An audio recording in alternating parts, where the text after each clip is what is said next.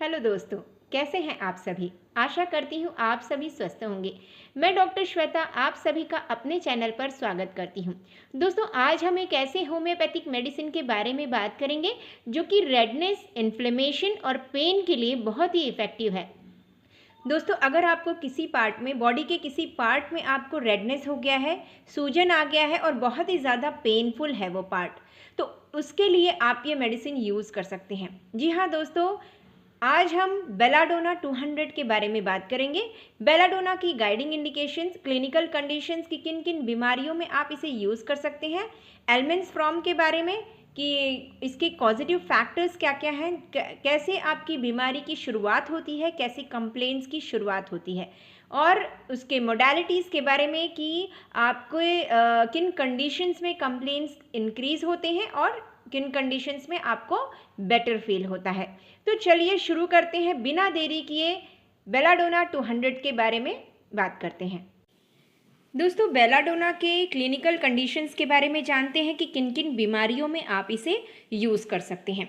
First condition है appendicitis. Appendix में बहुत ज़्यादा सूजन है, पेनफुल है लोअर एब्डोमेन, तो आपको अपेंडिसाइटिस में आपको राइट साइड एब्डोमेन में पेन होता है, तो उसके लिए बहुत इफेक्टिव है बेलाडोना 200। सेकेंड कंडीशन है बॉइल्स। एक्ने के लिए आप इसे यूज़ कर सकते हैं, एक्ने मुहासे के लिए, और अगर एब्सिस वगैरह हो गया है तो उसके लिए आप इसे यूज़ कर सकते हैं। थर्ड है इन्फ्लुएंजा।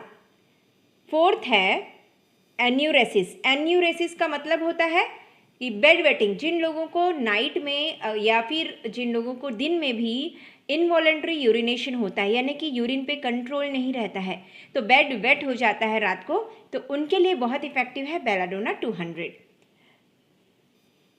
नेक्स्ट है फेब्राइल कन्वर्जेंस। फेब्राइल कन्वर्जेंस यानी कि फीवर के दौरान अगर आपको फिट्स आते हैं जिन लोगों को, उनके लिए बहुत इफेक्टिव है बेलाडोना 200। नेक्स्ट है हाइपरटेंसिव क्राइसिस। हाइपरटेंसिव क्राइसिस का मतलब होता है सडनली आपका ब्लड प्रेशर बहुत ज़्यादा इंक्रीज हो गया है, तो उसके लिए बहुत इफेक्टिव है बेलाडोना 200। नेक्स्ट सिम्टम है माइग्रेन। बहुत ज़्यादा सीवियर हेडेक रहता है, नॉशिया वॉमिटिंग रहता है, तो उसके लिए बहुत इफेक्टिव है बेलाडोना 200। आइए जानते हैं अपेंडिसाइटिस के बारे में, इन्फ्लुएंजा के बारे में और माइग्रेन के बारे में इस वीडियो में। दोस्तों, आप इस पिक्चर में देख रहे हैं कि अपेंडिसाइटिस, देखिए लार्ज इंटेस्टाइन के पास में जो है, लार्ज इंटेस्टाइन का एंड पार्ट में एक वर्म के शेप का अपेंडिक्स है, इसीलिए इसको वर्मीफॉर्म अपेंडिक्स भी कहते हैं। ये इन्फ्लेम्ड, ये सूजन आने की वजह से, रेडनेस होने की वजह से आपको बहुत ज़्यादा पेन होता है एब्डोमेन में। इसके क्लिनिकल फीचर्स के बारे में जानते हैं कि क्या क्या सिम्टम्स आते हैं जब आपको अपेंडिक्स हो जाता है तब। फर्स्ट सिम्टम है पेन। पेन में क्या रहता है, पेन कैसा रहेगा, severe colicky type, initially felt in the umbilical region and it is due to distension of appendix. तो अम्बिलिकल रीजन में पेन बहुत ज़्यादा रहता है, शुरुआत में जो है नाभि के यहाँ पे बहुत ज़्यादा पेन रहेगा, कोलिकी टाइप बहुत सीवियर पेन रहेगा क्योंकि अपेंडिक्स फूला हुआ रहता है। फिर धीरे धीरे वॉमिटिंग स्टार्ट होगा, भूख लगना बंद हो जाएगा, एनोरेक्सिया रहेगा, फीवर 100 डिग्री फ़ारेनहाइट रहेगा, किसी किसी में हीमैचूरिया रहता है। हीमैचूरिया यानी कि यूरिन में ब्लड का पास होना, लेकिन ये बहुत अनकॉमन है, कॉमनली ये नहीं रहता है।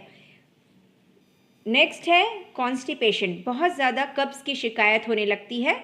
तो ये सारे सिम्टम्स हैं अपेंडिसाइटिस के, अपेंडिक्स में स्वेलिंग की ये सारे सिम्टम्स हैं।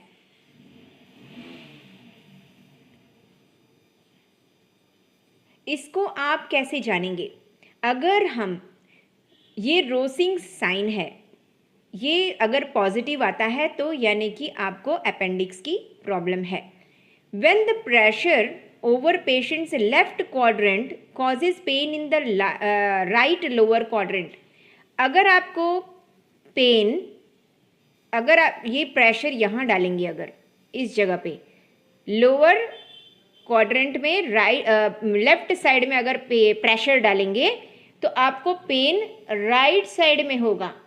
अगर राइट साइड लोअर एब्डोमेन में पेन होता है तो ये साइन है रोसिंग साइन, ये कंफर्म साइन है कि आपको अपेंडिक्स हुआ है। अगर आपका लेफ्ट साइड में पेन प्रेशर डालेंगे, लेफ्ट साइड को प्रेस करेंगे लोअर एब्डोमेन को, और राइट साइड के लोअर एब्डोमेन में आपको पेन हो रहा है, ये रेफर्ड पेन होता है, तो आप इसका मतलब है कि आपको अपेंडिक्स की प्रॉब्लम है। आपको ज़रूर डॉक्टर को दिखाना चाहिए। इन्फ्लुएंजा के कॉजेज़ क्या क्या हैं?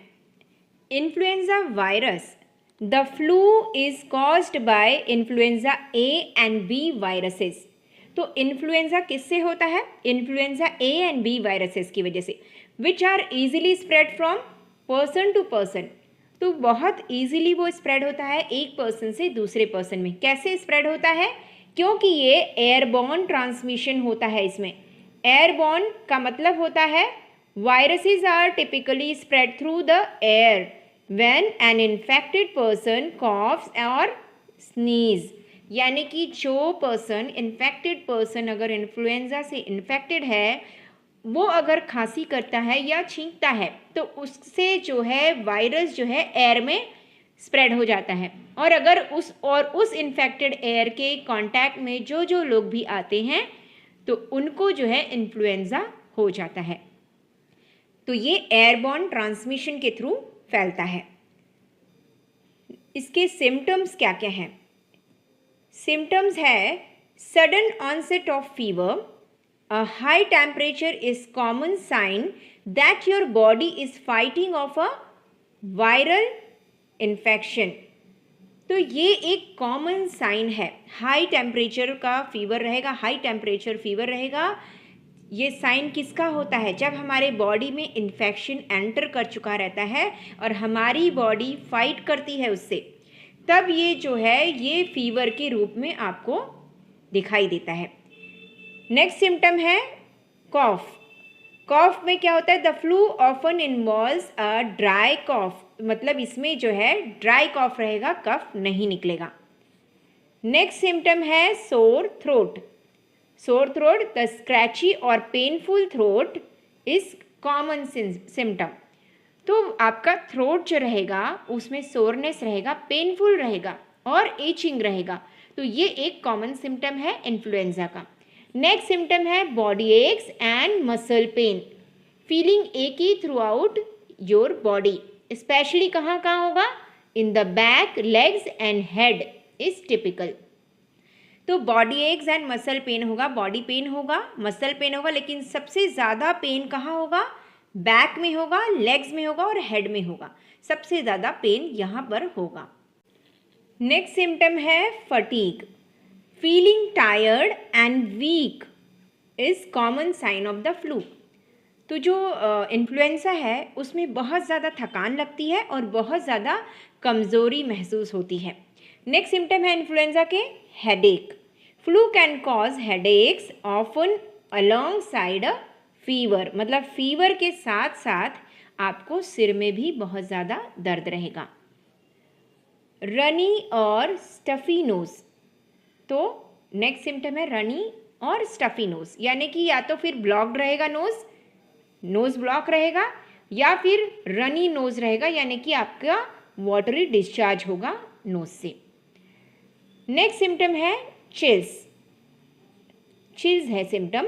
Shivering and feeling cold is common specially before a fever. Fever आने के पहले आपको शिवरिंग होगा और बहुत ज़्यादा ठंड लगेगी, कंपकपी वाली ठंडी लगेगी बुखार आने से पहले। नेक्स्ट सिम्टम है vomiting and diarrhoea. These symptoms are more common in children than adults. तो वॉमिटिंग और डायरिया, वॉमिटिंग और लूज मोशन किनको होता है? ज़्यादा करके बच्चों में पाया जाता है। एडल्ट्स में ये कॉमन नहीं है, बच्चों में ये सिम्टम्स ज़्यादा करके पाया जाता है इन्फ्लुएंजा में। माइग्रेन के क्या क्या सिम्टम्स हैं? सीवियर हेडेक रहेगा, रिंगिंग इन द ईयर्स, मतलब कान में कुछ कुछ आवाज़ें आएंगी। नेक एंड शोल्डर पेन होगा, शोल्डर में और नेक में पेन होगा माइग्रेन में। नेक्स्ट सिम्टम है नौशिया, उल्टी जैसा लगता है। इनटॉलरेंस ऑफ लाइट और साउंड, मतलब कि लाइट और साउंड बर्दाश्त नहीं कर पाता है जब उसको सीवियर हेडेक रहता है। वॉमिटिंग रहता है, कभी कभी वॉमिटिंग भी हो जाता है। इरिटेबिलिटी बहुत ज़्यादा रहती है, बहुत ज़्यादा चिड़चिड़ापन रहता है माइग्रेन में। Migraine attacks may come on suddenly without warning और they may be preceded by certain known triggers. Triggers कौन कौन से हैं? सच एज स्किपिंग अ मील और बीइंग एक्सपोज टू स्मोक और air pollution, experiencing a change in hormone levels. तो ये सारे सिम्टम्स हैं, ये सारी फैक्टर्स हैं जो कि माइग्रेन को ट्रिगर करते हैं, माइग्रेन को मतलब माइग्रेन की शुरुआत होती है। माइग्रेन जो है सडनली भी आता है, सडनली भी आ सकता है, बिना वार्निंग साइन के, बिना आपको साइन के ही माइग्रेन स्टार्ट हो जाता है। तो ये कैसे होगा? किन किन चीज़ों के करने से आपकी माइग्रेन की शुरुआत होती है? या तो आपने स्किप कर दिया है मील, खाना आपने एक टाइम का नहीं खाया है, उससे ट्रिगर हो जाएगा माइग्रेन। या फिर आप स्मोक और एयर पोल्यूशन, धुएं वाली या एयर पोल्यूटेड एयर में आप जा रहे हैं, उस जगह पे जाने से भी माइग्रेन ट्रिगर हो जाता है। या फिर हार्मोनल चेंजेस हो रहे हैं, जो कि मेंस्ट्रुअल साइकिल के टाइम पे हार्मोनल चेंजेस होते हैं, तो उस समय भी माइग्रेन होने के चांसेस बढ़ जाते हैं। ओवेरियन सिस्ट के लिए बेलाडोना बहुत ही इफ़ेक्टिव है। पीसीओडी जिन फीमेल्स को रहता है उनके लिए बहुत ही इफ़ेक्टिव है बेलाडोना। निमोनिया के लिए बहुत इफ़ेक्टिव है, टॉन्सिलाइटिस के लिए बहुत इफ़ेक्टिव है। आइए जानते हैं इस वीडियो में कि ओवेरियन सिस्ट, निमोनिया और टॉन्सिलाइटिस के क्या क्या सिम्टम हैं, किस वजह से होता है। ओवेरियन सिस्ट के बारे में जानते हैं कि ओवेरियन सिस्ट क्या होता है। Ovarian cyst is a semi solid और fluid filled sac within the ovary. तो जैसा कि आप इस में देख रहे हैं वीडियो पिक्चर में कि ये जो है ओवरी के यहाँ पर देखिए फिल क्या है, फ्लूइड फिल्ड है, ओवेरियन सिस्ट है ये ओवेरियन सिस्ट है। तो ये ओवेरियन सिस्ट या तो सेमी सॉलिड फ्लूइड इसमें फिल रहेगा या फिर फ्लूइड इसमें फिल रहेगा, लिक्विड रहेगा या फिर सेमी सॉलिड मटेरियल इसमें फिल रहता है, भरा हुआ रहता है ओवेरियन सिस्ट में। इसका एटियोलॉजी क्या है? एटियोलॉजी यानी कि ओवेरियन सिस्ट जो है वो कैसे फॉर्म होता है, क्या रीज़न है इसका फॉर्म होने का। Most ovarian cyst occur as part of the normal workings of the ovaries. These cyst are generally harmless and disappear without treatment in few months.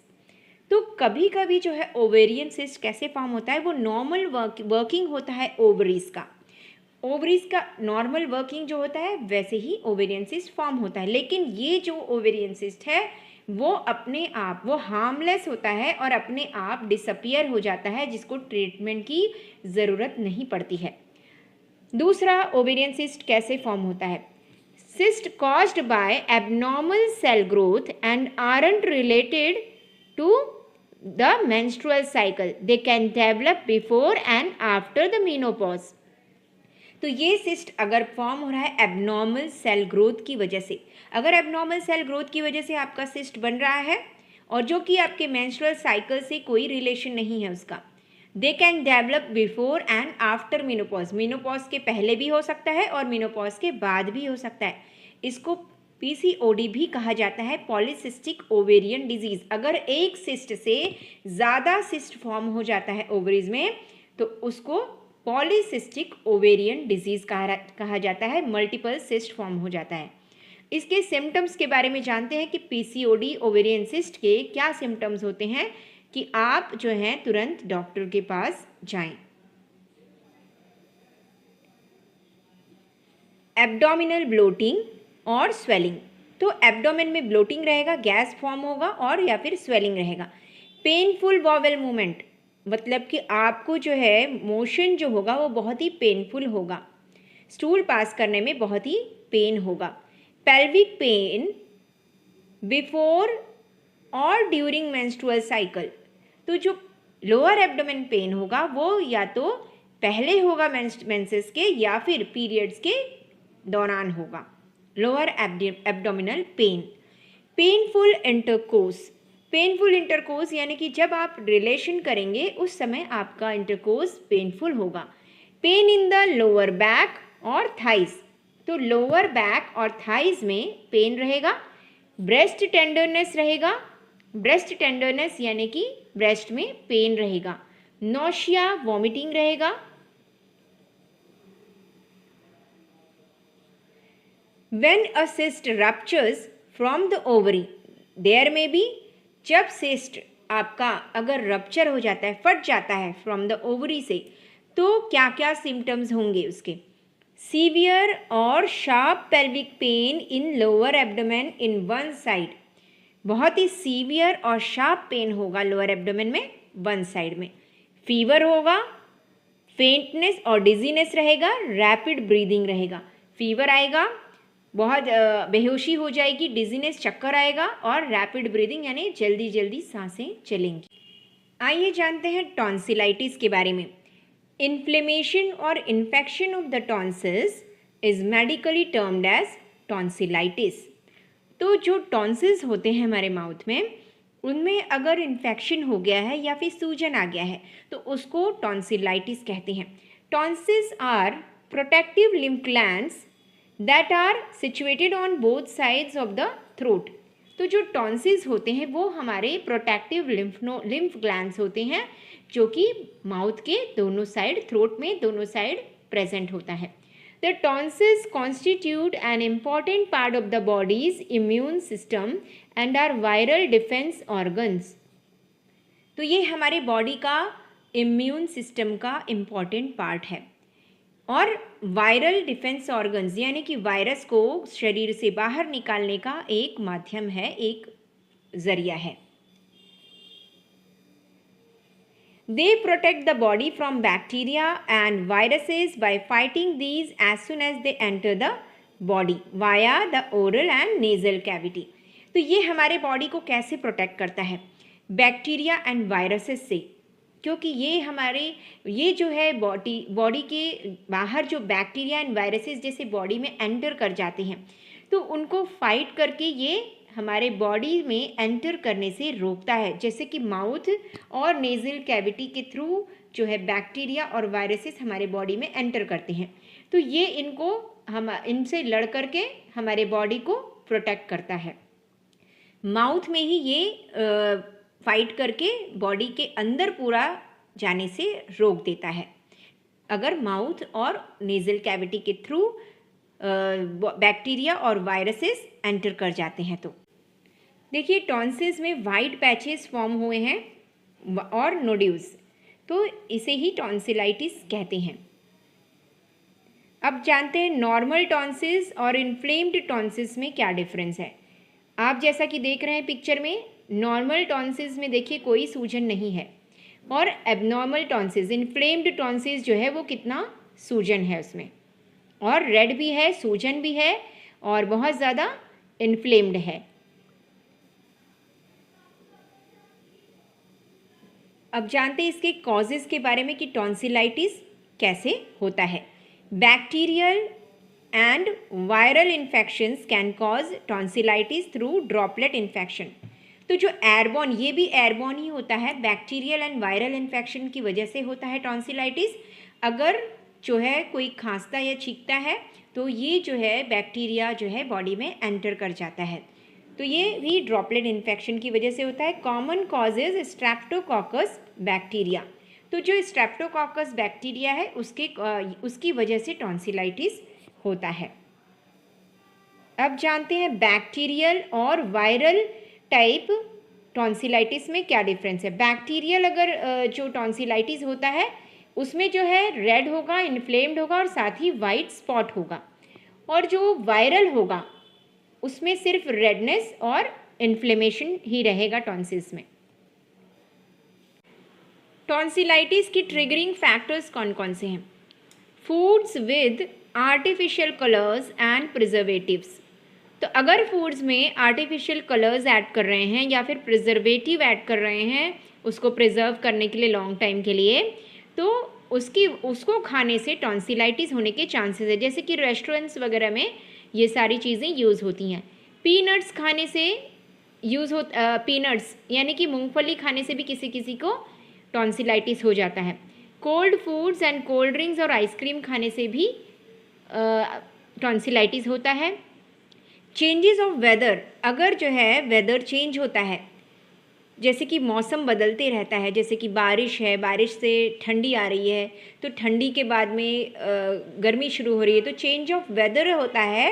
मौसम का चेंजेस होने की वजह से भी बहुत ज़्यादा टॉन्सिलाइटिस होने के चांसेस बढ़ जाते हैं। एक्सट्रीमली कोल्ड क्लाइमेट, मतलब बहुत ही ज़्यादा ठंडा है अगर क्लाइमेट, तो भी टॉन्सिलाइटिस होने के चांसेस हैं। डैम्प वेदर, अगर जो है बारिश का सीज़न है तो उसकी वजह से भी टॉन्सिलाइटिस होने के चांसेस बढ़ जाते हैं। Exposure to a lot of pollution, अगर बहुत ज़्यादा पॉल्यूटेड एरिया में आप जा रहे हैं तो उसकी वजह से भी टॉन्सिलाइटिस होने के चांसेस बढ़ते हैं। सार fruits, lemon, pineapple, grapes, oranges, तो अगर ये सार फ्रूट्स खाते हैं आप, खट्टे फ्रूट्स खाते हैं, लेमन खाते हैं, पाइनएप्पल खाते हैं, ग्रेप्स या ऑरेंजेस खाते हैं, तो उससे भी टॉन्सिलाइटिस होने के चांसेस बढ़ते हैं। इसके साइंस क्या क्या हैं? रेडनेस एंड स्वोलन टॉन्सिल्स, मतलब कि टॉन्सिल्स जो है रेड रहेगा और फूला हुआ रहेगा। वाइट स्पॉट्स या white patches on the tonsils रहेगा। Enlarged lymph nodes in the neck glands होंगे, नेक रीजन में लिम्फ नोड्स जो है वो एनलार्ज रहेंगे, फूले हुए रहेंगे। बैड एंड फाउल ब्रीथ, मुंह से बहुत ज़्यादा स्मेल आता है माउथ से। कॉफ, खांसी रहेगा। रनिंग नोज, यानी कि वाटरी डिस्चार्ज नोज से रहेगा। सिम्टम्स क्या क्या रहेंगे इसके? सोरनेस ऑफ थ्रोट, मतलब सोर थ्रोट रहेगा। डिफ़िकल्टी इन स्वेलविंग और painful स्वेलविंग of food and drinks, तो स्वेलो करने में बहुत ज़्यादा डिफ़िकल्टी होती है। फूड लेंगे, खाना खाएंगे या फिर पानी भी पिएंगे तो उसको स्वेलो करने में बहुत ही डिफ़िकल्टी आती है। पेन और डिस्कम्फर्ट वाइल स्वेलोविंग सलाइवा, मतलब कि सलाइवा भी अगर हम स्वेलो करते हैं तो वो भी बहुत ज़्यादा पेनफुल रहेगा। चेंज ऑफ वॉइस चेंज हो जाएगी। Pain in ears due to common nerve supply of the back of the throat and ears, तो ईयर में भी पेन रहेगा, हेडेक रहेगा और मलेज एंड टायर्डनेस रहेगा। हेडेक, सिर में बहुत ज़्यादा दर्द रहेगा, मलेज यानी कि बॉडी पेन रहेगा और टायर्डनेस यानी कि बहुत ज़्यादा थकान महसूस होगी। Difficulty in taking feeds in babies, this may be the sole indicator in some cases of tonsillitis in infants। बच्चे जो हैं बहुत ज़्यादा जो छोटे होते हैं, फीडिंग बेबीज़ होते हैं, तो वो फीडिंग करना बंद कर देते हैं, फीड नहीं लेते हैं क्योंकि उनको भी स्वेलो करने में बहुत ज़्यादा डिफ़िकल्टी होती है अगर उनको टॉन्सिलाइटिस का प्रॉब्लम है। ये इसका सोल इंडिकेटर है, एक मेन इंडिकेशन है कि उसको टॉन्सिलाइटिस का प्रॉब्लम है बच्चों को। निमोनिया के सिम्टम्स के बारे में जानते हैं कि निमोनिया के क्या क्या सिम्टम्स हैं। कॉफ, खांसी बहुत ज़्यादा आएगी। फीवर एंड चेस्ट पेन रहेगा। रैपिड ब्रीदिंग रहेगा, बहुत जल्दी सांसें चलेंगी। शॉर्टनेस ऑफ ब्रीथ रहेगा। शॉर्टनेस ऑफ ब्रीथ यानी कि डिफ़िकल्टी इन ब्रीदिंग, मतलब सांस लेने में बहुत ज़्यादा डिफ़िकल्टी होती है। आइए जानते हैं इसके कॉन्स्टिट्यूशन के बारे में कि बेलाडोना का पर्सन कैसा दिखता है। Women and children with light hair, blue eyes, fine complexion, delicate skin, sensitive, nervous, threatened, with convergence, tuberculous patient. तो जो वुमेन एंड चिल्ड्रन है इनको ये कॉमनली सूट करता है। मेल भी इसको ले सकते हैं, मेल पर्सन भी, ऐसा नहीं है कि सिर्फ वुमेन और चिल्ड्रन ही ले सकते हैं। उनका लाइट हेयर रहेगा, ब्लू आइज़ रहेगी, फाइन कॉम्प्लेक्शन बहुत ही गोरा रहेगा, डेलिकेट स्किन रहेगा, सेंसिटिव रहेगा, नर्वस रहेगा, थ्रेटेंड विथ कन्वर्जेंस, फिट्स की वजह से बहुत ही ज़्यादा डरा हुआ रहेगा। ट्यूबरकुलस पेशेंट यानी कि उनके ग्लैंड्स बहुत ज़्यादा अफेक्टेड रहते हैं, जैसे कि टॉन्सिल्स मैंने बताया, टॉन्सिल्स वगैरह बहुत जल्दी जल्दी उनको होने के चांसेस, टॉन्सिलाइटिस होने के चांसेस बहुत ज़्यादा कॉमनली पाया जाता है उनमें। खांसी बहुत ज़्यादा रहेगा, थकान और वेट लॉस बहुत ज़्यादा रहता है। इंटेलिजेंट बहुत ज़्यादा रहते हैं वो, प्लेथोरिक पर्सन्स रहते हैं, वो are jovial and entertaining when well but violent and delirious when sick. तो वो जो प्लेथोरिक पर्सन है, प्लेथोरिक यानी कि वो उनका फेस जो है रेड रेड रहता है, फ्लश्ड फेस रहता है, उनका फेस पे बहुत ज़्यादा रेडनेस दिखेगा, आपको ऐसा लगेगा कि उनमें ब्लड बहुत ज़्यादा है बॉडी में, लेकिन ऐसा नहीं होता है, उनकी बॉडी में ब्लड की कमी रहती है। और वो बहुत ज़्यादा एंटरटेनिंग रहते हैं जब वो अच्छे, मतलब कि जब उनकी वो हेल्दी रहते हैं उस समय तो वो बहुत ज़्यादा एंटरटेनिंग होते हैं, लेकिन जैसे ही वो सिक हो जाते हैं, बीमार पड़ते हैं, बहुत ही वॉयलेंट हो जाते हैं वो। आइए जानते हैं इसके एलिमेंट्स फ्रॉम के बारे में, कॉजिटिव फैक्टर के बारे में, कि कंप्लेंट्स की शुरुआत आपकी कैसे होगी। फर्स्ट है हेयर कटिंग। हेयर कटिंग की वजह से अगर आपको कंप्लेंट्स आ रहे हैं तो आपको बेलाडोना 200 ज़रूर लेना चाहिए। हेड गेटिंग वेट, अगर आपने सिर धो लिया है, वॉश किया है हेयर को, तो उसकी वजह से अगर कंप्लेंट्स आ रहे हैं तो आपको ये ज़रूर लेना चाहिए बेलाडोना। सॉसेजेस, यानी कि आप अगर नॉनवेज खा रहे हैं और उसको खाने की वजह से कंप्लेंट्स आते हैं तो आपको लेना चाहिए बेलाडोना।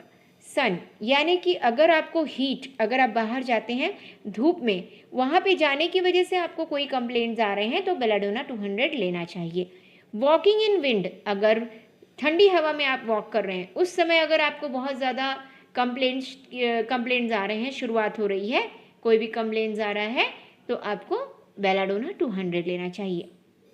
आइए जानते हैं इसके मोडालिटीज़ के बारे में, कि किन कंडीशन में आपके कंप्लेंट्स इंक्रीज होते हैं और डिक्रीज होते हैं, बेटर फील होता है।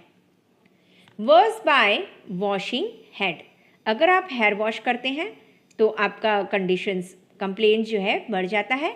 लाइट या नॉइज़ की वजह से आपका कंप्लेंट्स बढ़ता है, ज़्यादा लाइट रहेगा उससे भी आपको बर्दाश्त नहीं होगा, नॉइज़ ज़्यादा रहेगा तो भी नहीं बर्दाश्त होगा।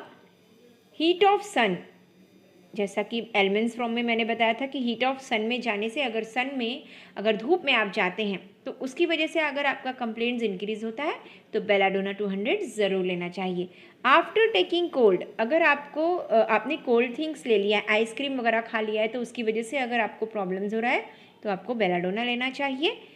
टच एंड मोशन, अगर जो पार्ट है वो इन्फ्लेम्ड है या फिर रेड है, उस पार्ट को अगर टच करेंगे तो उससे अगर आपकी जो प्रॉब्लम्स है बढ़ती है तो आपको बेलाडोना लेना चाहिए। मोशन यानी कि वॉक करने से अगर आपके कंप्लेंट्स बढ़ते हैं तो भी आप ये ले सकते हैं।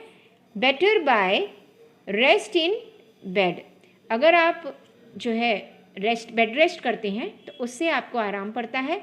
टर्निंग द अफेक्टेड पार्ट, अगर आपकी कोई पार्ट जो है पेनफुल है और उसको आप अगर टर्न करते हैं तो उससे भी आपका कंप्लेंट्स कम हो जाता है। लाइट कवरिंग, अगर आप थोड़ा सा हल्का पतला